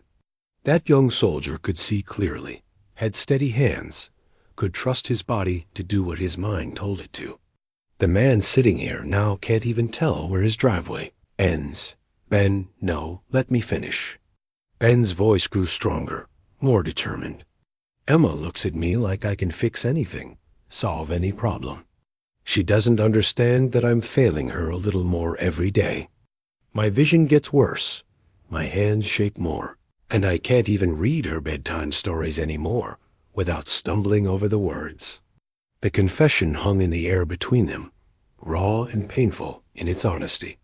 Martin realized he was witnessing something. Rare a proud man's moment of complete vulnerability. "Grandpa Ben?" Emma's voice called again, more insistent this time. "Coming, little bird," Ben called back, carefully returning the medal to its box and sliding it back into the drawer. "Would you mind waiting here for a few minutes?" "I'll be right back." Martin nodded, and Ben made his way upstairs with the careful step of someone navigating in semi-darkness. Through the thin walls, Martin could hear the murmur of voices, Ben's gentle baritone and Emma's higher, clearer tones. Their conversation was too quiet to make out individual words, but the affection in their voices was unmistakable. Left alone in the kitchen, Martin found himself drawn to the family photographs scattered throughout the room. Each image told part of the story: Ben and his late wife on their wedding day, Sarah's high school graduation, Emma's first steps. But it was a more recent photo that caught his attention, tucked half hidden behind a salt shaker on the WINDOWSILL. The picture showed Ben teaching a younger Emma how to use a wrench. Both of them bent over the engine of an old pickup truck. Ben's hands were steady in the photo, his eyes clear and focused as he guided his granddaughter's small fingers. Emma's face was lit up with concentration and joy, completely absorbed in learning from her grandfather. The contrast between that, Ben and the man struggling upstairs to read a bedtime story, was heartbreaking. Martin understood now why Ben fought so hard against admitting his limitations. He wasn't just facing the loss of his independence, but the erosion of his identity as Emma's protector and teacher. Martin's phone buzzed with a text from his assistant. Morrison deal officially dead. They've moved on to Hartwell Properties. Should I start damage control with the board? He stared at the message for a long moment, then typed back, "No damage control needed." Sometimes walking away from a deal is the right choice. The response came quickly. "Sir, are you feeling all right? This isn't like you." Martin smiled as he typed his reply. "I'm feeling better than I have in years. See you Monday." 20 minutes later, Ben returned downstairs, moving more slowly than before. His shirt was slightly damp, and Martin suspected that bedtime stories now involved more emotional weight than either grandfather or granddaughter was comfortable acknowledging. "She wants to know if you'll still be here when she wakes up," Ben said, settling back into his chair with a slight groan. "What did you tell her?" "That you probably had to get back to your own life, but that we'd always remember our new friend." Martin felt something twist in his chest at the gentle dismissal. In Ben's world, people like Martin, wealthy, successful, busy, didn't stay around long enough to become part of anyone's real story. "Ben, what if I told you I didn't want to leave?" The older man's eyebrows rose in surprise. "What do you mean?" "I mean, what if I wanted to help? Really help, not just with tonight's crisis, but with the longer-term challenges you're facing." Ben's expression grew guarded. "Martin, I appreciate what you've done today, but I don't take charity. Never have, never will." "I'm not talking about charity. I'm talking about partnership. What kind of partnership could a man like you possibly want with a broken-down old mechanic?" Martin leaned forward, his mind racing with possibilities that had been forming throughout the evening. "Ben, you've got skills I could use, knowledge that my business could benefit from. Classic car restoration is a booming market, and authentic expertise is rare. What if we found a way to put your abilities to work that didn't require perfect vision?" Ben's skeptical expression suggested he wasn't buying the sales pitch. "Martin, I can barely see well enough to pour coffee without spilling it. How exactly would one teaching, consulting, design work? There are plenty of aspects of automotive restoration that rely more on experience and knowledge than perfect eyesight. And in return?" Martin took a deep breath, knowing he was about to cross a line he'd never crossed before, mixing business with personal feelings. "In return, I help you get the medical care you need for your vision. We work together on keeping this farm in your family, and Emma gets the stability she deserves." Ben was quiet for a long time, his clouded eyes studying Martin's face as if trying to read the sincerity behind the offer. When he finally spoke, his voice was carefully neutral. "Why would you do that? You don't know us, don't owe us anything. Why would a successful businessman want to tie himself to our problems?" The question hung in the air between them, demanding an honesty Martin rarely allowed himself, let alone shared with others. But something about this kitchen, this family, this moment seemed to call for truth. "Because I spent 10 years building an empire that means nothing without people to share it with. Because my son won't talk to me, and I'm tired of eating dinner alone every night. Because that little girl upstairs reminded me what family feels like, and I'd forgotten how much I missed it." Ben's expression softened, and for the first time since Martin had arrived, the old man's defensive walls seemed to lower completely. "Martin," he said quietly, "are you sure you know what you're getting yourself into?" The next morning dawned clear and bright, the storm having washed the air clean and left everything sparkling with residual moisture. Martin had spent the night in Ben's modest guest room, sleeping better than he had in months, despite the unfamiliar surroundings. The sound of Emma's laughter drifting up from the kitchen had awakened him, and he'd lain in bed for a few minutes, just listening to the easy morning banter between grandfather and granddaughter. When he came downstairs, he found Emma at the stove making pancakes while Ben sat at the table, attempting to read the morning newspaper with a magnifying glass. The domestic scene was so peaceful that Martin almost forgot about the business complications lurking beneath the surface of their newfound friendship. "Good morning, Mr. Martin," Emma called cheerfully. "I'm making Mickey Mouse pancakes just like Mama used to. Do you want some?"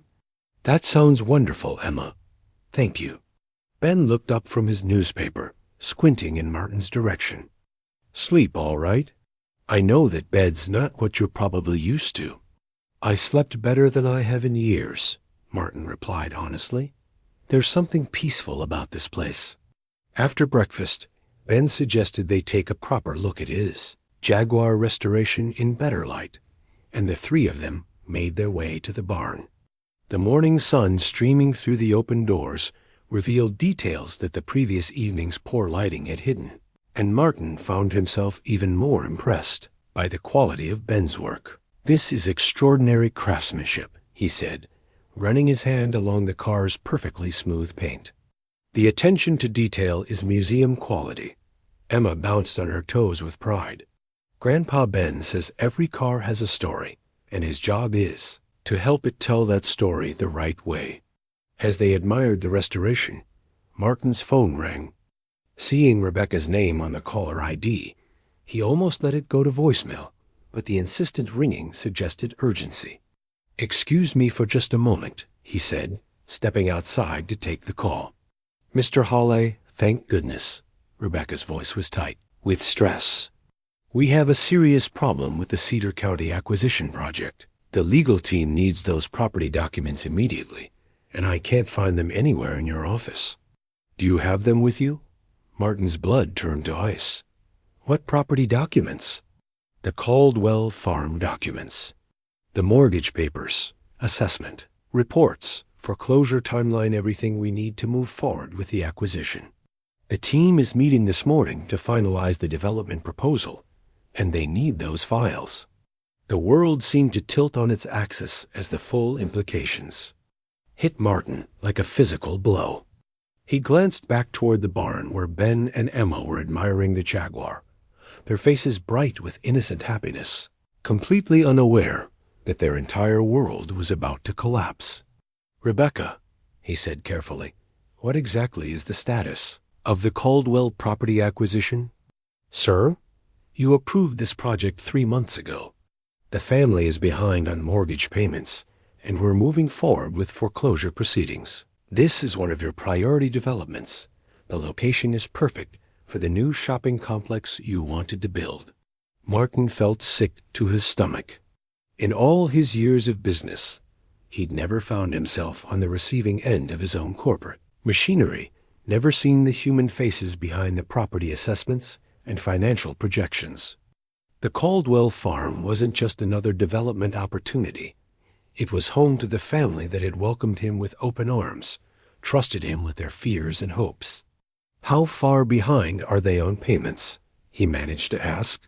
3 months, with another payment due next week. The foreclosure notice was served last Tuesday, but apparently the old man hasn't responded to our letters. The legal team says he's either in denial or can't understand the paperwork. Martin's mind raced back to his observations of Ben's struggles with reading, the way the old man had to use a magnifying glass just to make out newspaper headlines. Those foreclosure letters had probably been incomprehensible to someone with Ben's vision problems. "Sir, are you there?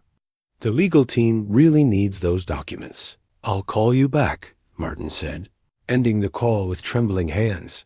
He stood outside the barn for several minutes, trying to process the devastating irony of his situation. He'd come here as a stranger, been welcomed as a friend, and was about to destroy this family's life through the machinery of his own business empire. The conversation they'd had the previous evening about partnership and mutual help now seemed like the cruelest kind of mockery. When he returned to the barn, Ben and Emma were discussing plans for taking the Jaguar on its first real test drive once the weather cleared completely. Their easy camaraderie, their trust in him, their inclusion of him in their plans, all of it felt like accusations now. "Everything all right?" Ben asked, noticing Martin's pale complexion. "You look like you've seen a ghost." Martin forced himself to speak normally, though his voice sounded hollow to his own ears. "Just some business complications. Nothing that can't be handled." But as they walked back to the house, Martin found himself studying the property with new eyes, seeing it not as a home, but as a development opportunity. The barn could be demolished to make room for parking. The farmhouse could be raised too, create space for retail stores. The rolling pastures where Emma played could become a shopping complex that would generate millions in revenue. The vision made him physically nauseous. In the kitchen, Ben busied himself preparing more coffee while Emma settled at the table with her art supplies. She was working on a new drawing, this one showing 3 figures standing in front of a house with a large barn behind it. Martin recognized the scene as the farm, and himself as the tall figure standing between Ben and Emma. "That's our new family," Emma explained when she noticed him looking. "I'm going to put it on the refrigerator next to the picture of Mama and Daddy." The innocent trust in her words was like a knife to Martin's heart. He excused himself and walked to the bathroom, where he splashed cold water on his face and tried to figure out how to extract himself from this nightmare without destroying everyone he'd come to care about. When he returned to the kitchen, he noticed Ben sorting through a stack of mail that had been piling up on the counter. Among the usual bills and advertisements were several official-looking envelopes that Ben was setting aside without opening. "Anything important in the mail?" Martin asked, though he already knew the answer. Ben shrugged. "Probably just more bills I can't afford to pay. I'll deal with them eventually." One of the envelopes bore the unmistakable letterhead of Martin's law firm, Hendricks, Walsh and Associates. The return address was like a neon sign advertising Martin's betrayal, and he found himself moving to block Emma's view of the mail stack. "Ben, maybe you should look at those letters sooner rather than later. Sometimes ignoring official mail can make problems worse." "Martin, I appreciate your concern, but I've been managing my own affairs for 72 years. I think I can handle a few overdue bills." But Martin could see the fear behind Ben's bravado. The way the old man's hands shook slightly as he moved the unopened letters to a drawer. Ben knew something serious was happening. He just didn't have the visual capability or legal knowledge to understand exactly what. The weight of the deception was becoming unbearable. Every smile from Emma, every gesture of friendship from Ben, every moment of the warm domestic happiness he'd been craving for years, all of it was built on a lie that was about to destroy their lives. His phone buzzed with another text from Rebecca. "Legal team moved meeting to 11 a.m. Need those documents now, or we'll miss our filing deadline." Martin stared at the message, realizing he had perhaps 2 hours to figure out how to either come clean about his identity or find a way to stop his own company's acquisition process. Neither option seemed remotely possible without devastating consequences. Emma looked up from her drawing with the bright smile that had become so precious to him. "Mr. Martin, Grandpa Ben says maybe we can all go for a drive in his Jaguar later today. Would you like that?" "I'd like that very much, sweetheart," he said, his voice thick with emotion. But even as he spoke the words, Martin knew that by the end of the day, the chances of their little makeshift family surviving intact were virtually zero. The business cards scattered on Ben's table, his own business cards, seemed to mock him with their corporate efficiency and emotional detachment. He'd spent 30 years building an empire that prioritized profit over people, and now that empire was about to devour the only real happiness he'd found since his wife's death. The irony was so complete, so devastating, that he almost had to admire its cruel perfection. Almost. Martin excused himself from the kitchen, claiming he needed to make some business calls from the privacy of the front porch. In reality, he needed space to think, to figure out how to navigate the impossible situation he'd created for himself. The morning sun was warm on his face, but he felt cold inside, chilled by the knowledge that he held the power to destroy the very family that had welcomed him with such generous hearts. His phone rang almost immediately. Rebecca again. Her persistence, a reminder of the corporate machinery grinding forward regardless of his personal crisis. Mr. Hale, I'm sorry to keep bothering you, but the legal team is getting anxious. They need to know if you want to proceed with the Caldwell foreclosure today, or if there's some reason for delay. Martin closed his eyes, feeling the weight of 30 years of business decisions pressing down on him. Rebecca, pull the file on the Caldwell property. I want you to read me the exact details of their mortgage situation. Sir, you have all those details in your briefcase. Just read them to me, please. The sound of paper shuffling came through the phone, followed by Rebecca's crisp, professional voice reciting facts that felt like physical blows. Benjamin Caldwell, age 72, sole owner of 47 acres at Cedar County Road. 47. Original mortgage of $185,000 taken out in 2019 to fund property improvements and cover medical expenses for his late wife's cancer treatment. Current balance, $168,000. 3 months behind on payments. Total arrears of $4,200. Foreclosure proceedings initiated last week. What were the medical expenses for? According to the file, his wife Rose had stage 4 pancreatic cancer. Treatment costs exceeded their insurance coverage by approximately $78,000. Mr. Caldwell refinanced the farm to pay for experimental treatments. Martin felt his chest tighten with recognition and pain.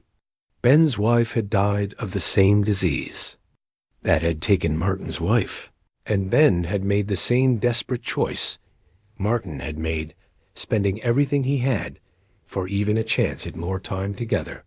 Sir, the legal team really needs to know how to proceed. Tell them to wait.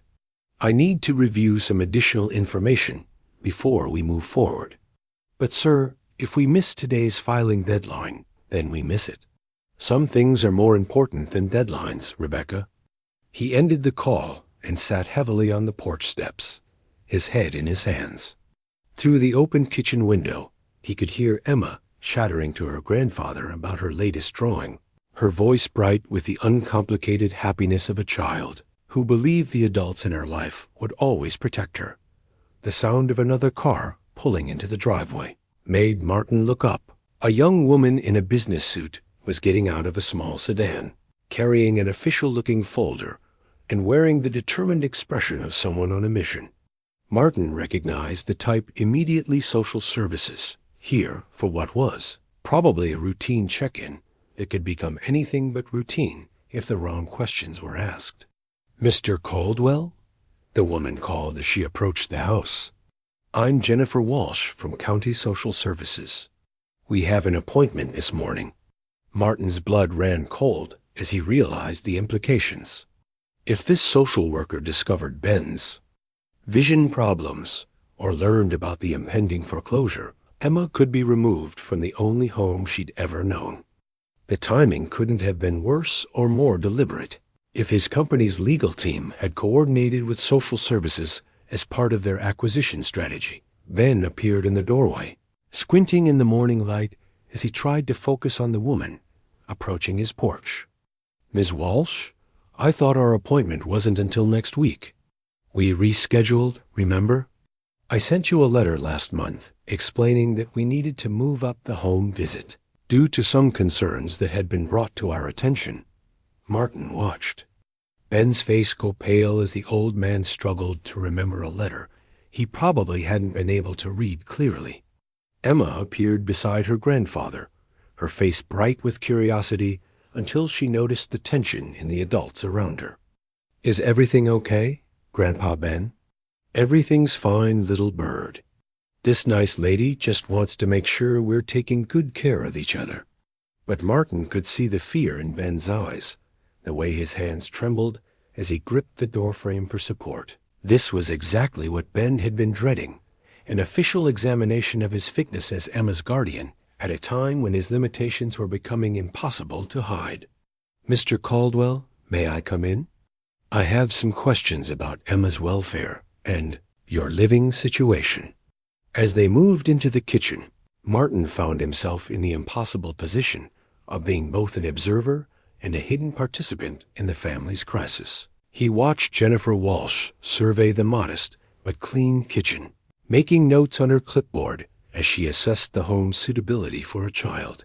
Emma, the social worker said with professional friendliness, why don't you show me your room while I talk to your grandfather? Emma glanced nervously between Ben and the stranger, clearly sensing the undercurrents of tension. Can Mr. Martin come too?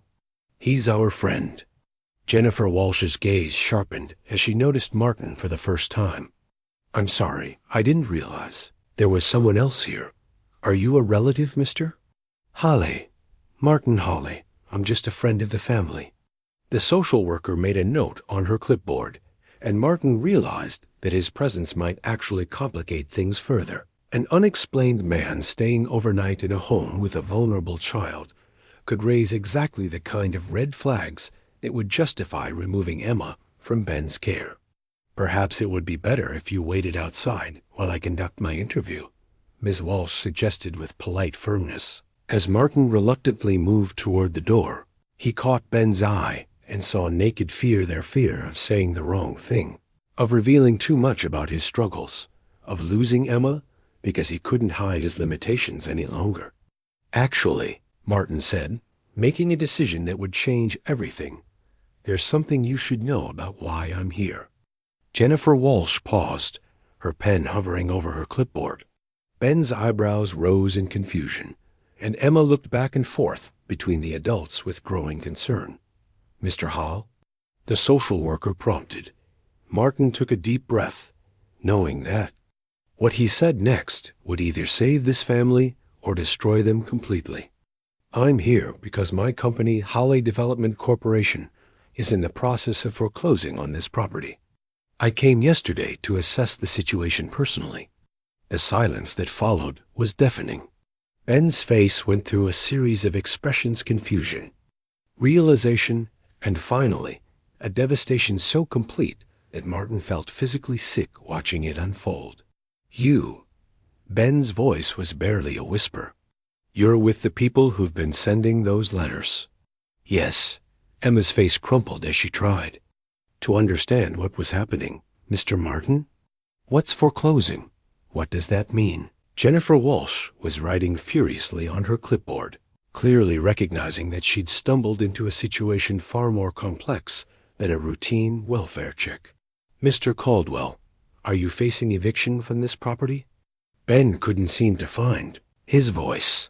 He stood frozen in his kitchen, surrounded by the remnants of the breakfast they'd shared so happily just an hour before, looking like a man watching his world collapse in real time. Grandpa Ben? Emma's voice was small and frightened. Are we going to have to move away? I don't know, little bird, Ben said, his voice breaking. I honestly don't know. Martin watched the family's happiness drain away like water from a broken vessel, knowing he was responsible for every moment of their pain. The business cards on the table, his business cards, seemed to multiply in his peripheral vision. Corporate reminders of the machinery he'd set in motion long before he knew. These people were anything more than names on a property assessment. Jennifer Walsh closed her clipboard with a decisive snap. Mr. Caldwell, Given these new circumstances, I'm going to need to schedule a more comprehensive evaluation of Emma's living situation. If you're facing homelessness, we may need to consider temporary alternative arrangements for her care. No, Emma's voice cut through the adult conversation like a knife. You can't take me away from Grandpa Ben. This is my home. My mama and daddy lived here, and all my pictures are here. And she burst into tears, the kind of heartbroken sobbing that seemed to come from the depths of her small soul. Ben immediately moved to comfort her, but his own hands were shaking. So badly he could barely pull her into his arms. Martin felt something crack inside his chest as he watched the destruction his corporate ambitions had wrought. This was what his business empire looked like, from the inside, not clean financial projections and development opportunities, but a 72-year-old war veteran holding his sobbing granddaughter while a bureaucrat made notes about their suitability as a family. "Ms. Walsh," Martin said, his voice stronger than he felt, "before you make any decisions about Emma's placement, I think you should know that I'm prepared to resolve the foreclosure issue immediately." All three of them turned to stare at him, Ben with suspicion, Emma with desperate hope, and Jennifer Walsh with professional skepticism. "Mr. Hale, I'm not sure I understand. Are you saying you can prevent the foreclosure?" "I'm saying I can do more than prevent it. I can resolve it completely, today, if Mr. Caldwell is willing to work with me." Ben's clouded eyes searched Martin's face with desperate intensity. "Why would you do that? After lying to us, after pretending to be our friend while you were planning to take our home, why would you help us now?" Martin looked at Emma's tear-stained face, at Ben's proud shoulders bowed with defeat, at the family photographs that told the story of generations of love and loss. When he spoke, his voice carried the weight of every regret he'd accumulated over 30 years of choosing profit over people. "Because yesterday, a little girl stopped my car and asked me to help her family. And because I finally understand that some things are worth more than money." The kitchen fell silent except for Emma's gradually subsiding sobs and the sound of Ben's labored breathing. Jennifer Walsh looked between Martin and Ben with the expression of someone trying to navigate an unexpectedly complex situation, her pen still poised over her clipboard. "Mr. Hale," she said carefully, "if you're serious about resolving this family's housing situation, I'd like to understand exactly what you're proposing." Martin reached into his jacket pocket and pulled out his phone, scrolling through his contacts, until he found his attorney's direct line. As the phone rang, he looked directly at Ben, seeing the old man's face cycling through confusion, hope, and wariness. "Richard, it's Martin Hale. I need you to halt all foreclosure proceedings on the Caldwell property immediately. Yes, I know what day it is. I know what deadlines we're facing. Just stop everything until further notice."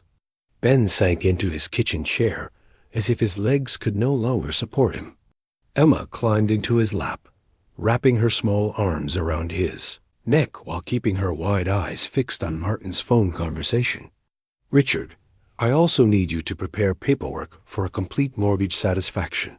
I want the entire debt paid off by close of business today. ... No, this isn't a business decision. This is personal." Martin ended the call and found 3 pairs of eyes staring at him with varying degrees of disbelief. Jennifer Walsh was the first to speak. "Mr. Hale, are you saying you're prepared to pay off their mortgage?" "The entire amount?" "Yes. But why?" Ben's voice was hoarse with emotion. "Yesterday, you were a stranger. Today, you're I don't understand any of this." Martin pulled out the empty chair beside Ben and sat down, placing his hands flat on the table where Emma could see them.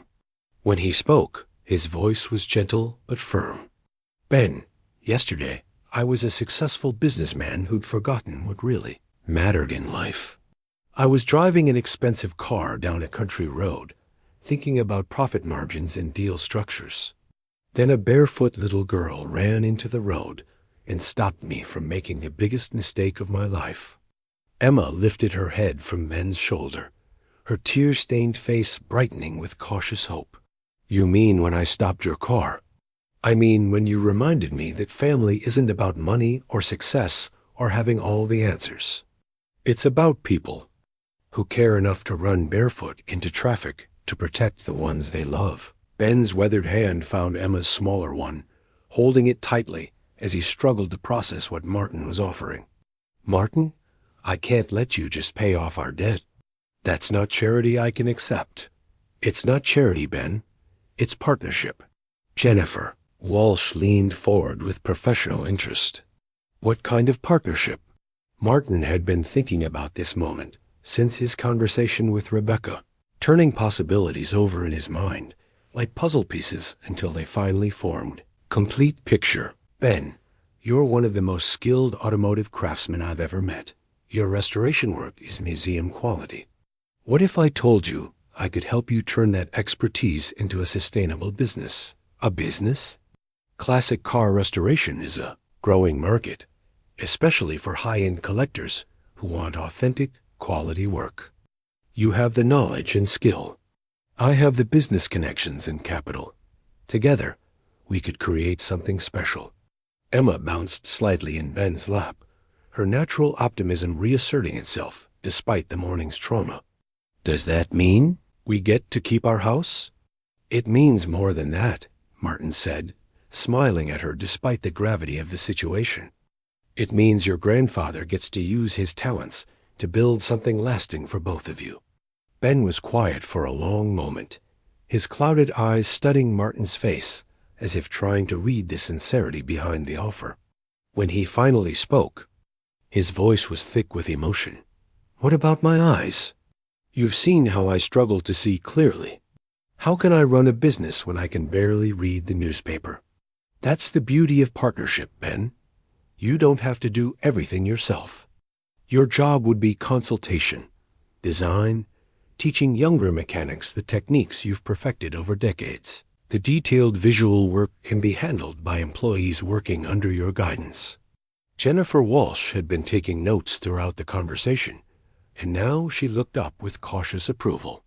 "Mr. Caldwell, if this arrangement provides stable income and resolves your housing situation, it would certainly address my primary concerns about Emma's welfare." Emma slipped down from Ben's lap and walked around the table to stand beside Martin's chair. Without warning, she threw her arms around his neck in a fierce hug that nearly knocked him off his chair. "Thank you, Mr. Martin," she whispered against his ear. "Thank you for saving our family." Martin felt tears threatening as he returned the child's embrace, overwhelmed by the simple trust she placed in him, despite everything that had happened. Over Emma's shoulder, he could see Ben watching them with an expression that mixed gratitude with something deeper, the recognition of a man who'd found an unexpected brother in his moment of greatest need. "Ben," Martin said softly, "what do you say? Partners?" The old man's answer came not in words, but in the slow, deliberate way he rose from his chair and extended his weathered hand across the table. When Martin clasped it, he felt not just the grip of someone accepting help, but the bond of someone offering friendship in return. The rest of the morning unfolded with the surreal efficiency of a crisis being transformed into hope. Jennifer Walsh, initially skeptical of the sudden resolution, found herself impressed by Martin's concrete proposals and immediate action. She watched as he made phone call after phone call, setting legal and financial machinery in motion with the same decisive energy. He'd once used to acquire properties rather than save them. "Ben," Martin said after ending a call with his banker, "I've arranged for Dr. Elizabeth Chun, one of the best ophthalmologists in the state, to see you tomorrow morning. She specializes in cataract surgery and has an excellent success rate with cases like yours." Ben's hands trembled as he accepted the business card Martin handed him. "Martin, I don't know how I'll ever repay you for all this. You'll repay me by teaching me everything you know about automotive restoration. I may own classic cars, but I've never understood them the way you do." Emma had positioned herself at the kitchen table with her art supplies, working on what she Announced was a celebration picture, while the adults handled the complicated business of restructuring their lives. Every few minutes, she would look up at the three adults with the satisfied expression of someone whose faith in the fundamental goodness of grown-ups had been vindicated. Martin's phone rang, and he saw David's name on the caller ID. For the first time in months, he answered without hesitation. "David, I'm glad you called. I have some news I think you'll want to hear." "Dad, you sound different again. What's going on?" Martin looked around the kitchen at Ben organizing the legal documents they'd been reviewing, at Emma humming, while she colored, at Jennifer Walsh completing her assessment forms with obvious relief. "Son, I think I'm finally learning what's important in life." "What do you mean?" "I mean, I just met a family that reminded me what I've been missing all these years. And I realized that building an empire doesn't mean much if you don't have anyone to share it with." There was a long pause before David responded, his voice cautious but interested. "Dad, are you feeling all right?" "This doesn't sound like you." "It sounds exactly like me, David. It just sounds like the me I should have been all along." Martin glanced at Emma, who had abandoned her coloring to listen to his conversation with obvious interest. "I was wondering if you might want to drive down this weekend after all. I'd like you to meet some special people." "The family you mentioned yesterday?"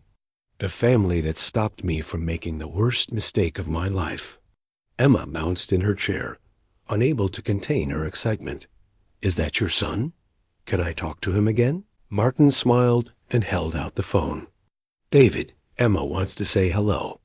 She's 7 years old and has some very strong opinions about family relationships."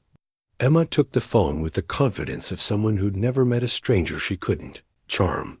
"Hi, David. It's Emma again. Guess what? Your daddy just saved our whole family.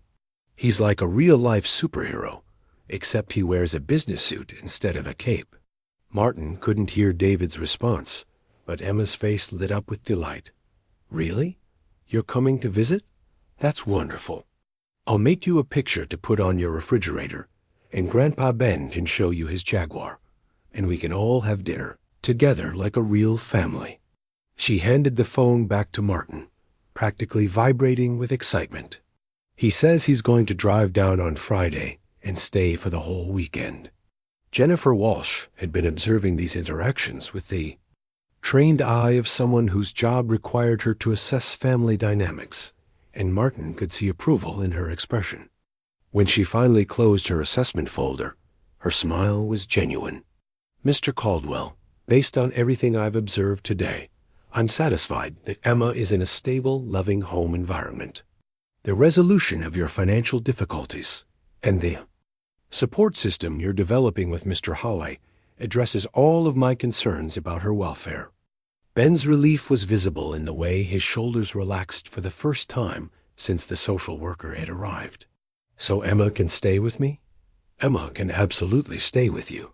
In fact, I'd say she's lucky to have a grandfather who cares so much about her well-being that he's willing to accept help when he needs it." Emma jumped up from her chair and ran to Ben, throwing her arms around his waist in a hug that made the old man's eyes fill with tears. "Did you hear that, Grandpa Ben? I get to stay home with you forever and ever. Forever and ever, little bird." Ben whispered, his voice thick with emotion. Martin watched this reunion with a sense of completion he hadn't felt in years. His phone had gone silent for the first time all day, no urgent business crisis demanding his attention. The Morrison deal was dead, but he felt no regret. Instead, he felt lighter than he had since his wife's death, as if he'd finally set down a burden he'd been carrying without realizing how much it weighed. "Ben," he said quietly, "what do you say we take that Jaguar for a proper test drive? I think we have something to celebrate." Ben's face broke into the first genuine smile Martin had seen from him, a smile that transformed his weathered features and revealed the man he'd been before age and loss had dimmed his confidence. "Martin," Ben said, pulling the car keys from his pocket and holding them out with ceremonial dignity, "I think it's time you drove her yourself." After everything you've done for us today, you've more than earned the privilege." Martin accepted the keys with the reverence they deserved, understanding that this was about more than borrowing a car. It was about being accepted into a family that valued trust and generosity above all else. 6 months later, Martin stood in the doorway of what had once been Ben's modest barn, marveling at the transformation. The space had been expanded and modernized into a state-of-the-art restoration facility, complete with hydraulic lifts, precision tools, and climate-controlled paint booths. But more impressive than the equipment was the sight of Ben Caldwell, his vision restored by successful cataract surgery, training 2 young apprentices in the art of chrome polishing with the patient expertise of a master craftsman. "No, no," Ben was saying to one of the apprentices, his voice carrying the gentle authority of someone who'd found his purpose again. "Feel for the grain of the metal first. Let the chrome tell you what it needs. You can't rush beauty. It has to develop naturally." Emma sat at a small workbench Ben had built specifically for her, carefully painting detail work on a miniature car model under his watchful guidance. At 7.5, she'd become the unofficial mascot of Caldwell Classic Restorations. Charming, customers with her precocious knowledge of automotive terminology and her uncanny ability to spot flaws that even experienced mechanics might miss. "Mr. Martin," she called when she noticed him in the doorway. "Come see what I'm working on. It's a 1967 Jaguar E-Type, just like Grandpa Ben's and yours, but this one's going to be purple, because purple is my favorite color." Martin walked over to admire her work, struck as always by the combination of childish enthusiasm and genuine artistic talent that made Emma special. "That's beautiful, sweetheart. Your brush control is getting much better. Grandpa Ben says I have steady hands, just like Mama did. He thinks maybe I'll be an artist who paints cars, or maybe a mechanic who makes them beautiful, or maybe both." "I think you can be anything you want to be," Martin said, ruffling her hair with the easy affection that had developed between them over the months. "The world needs people who can see beauty in mechanical things." Ben finished with his student and walked over to join them, moving with the confident stride of someone whose vision and purpose had been restored. The transformation in him over the past 6 months had been remarkable, not just the physical improvement from his surgery, but the renewed sense of dignity that came from being valued for his expertise rather than pitied for his limitations. "How are the books looking this month?" Ben asked, though his tone suggested he already knew the answer would be good. "We're booked solid through the end of next year," Martin replied. "That article in Classic Car Quarterly really brought in some serious collectors. 3 more inquiries this week alone." Emma looked up from her painting with the serious expression she wore when dispensing wisdom. "Grandpa Ben says good work speaks for itself, but it doesn't hurt to have friends who know how to tell people about it.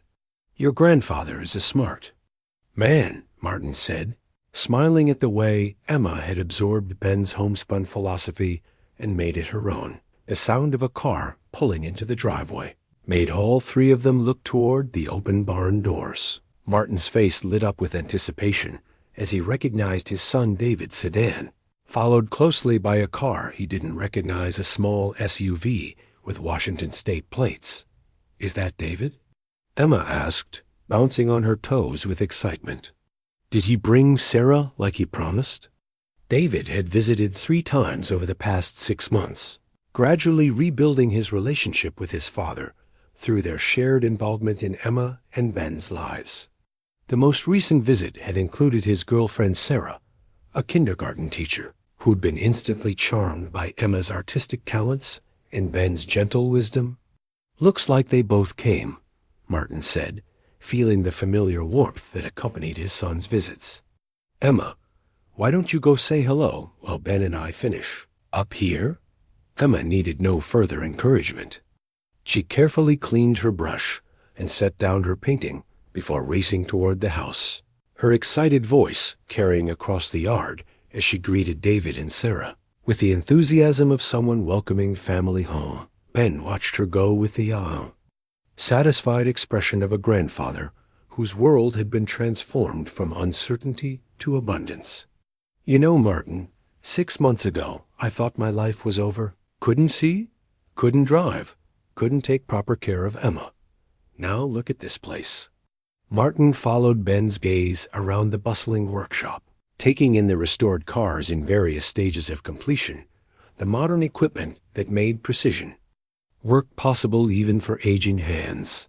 The photographs on the wall, showing their best restorations alongside satisfied customers. But more than the physical improvements, he saw the intangible transformation, the renewed purpose that had given Ben back his identity, the security that had allowed Emma to flourish, the sense of family that had filled an emptiness Martin hadn't even realized he'd been carrying.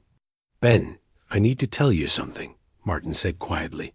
When I first drove down that country road 6 months ago, I thought I was successful. I had money, property, a business empire that impressed everyone who knew about it. But I was completely alone, and I was miserable. And now, Martin looked toward the house, where Emma's laughter was drifting from the kitchen windows, where David and Sarah were probably being subjected to an enthusiastic tour of Emma's latest artwork. Now I understand the difference between being successful and being happy. Success is about what you accomplish for yourself.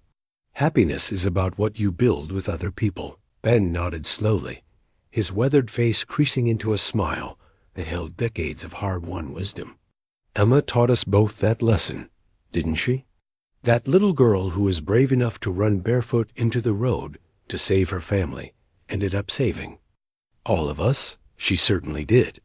A new photograph had appeared on the workshop wall recently, a picture taken during David's last visit, showing 4 generations gathered around the kitchen table. Ben sat at the head with Emma on his lap, while Martin and David flanked them on either side, all 4 faces bright with the kind of happiness that comes from choosing to create family rather than waiting for it to happen.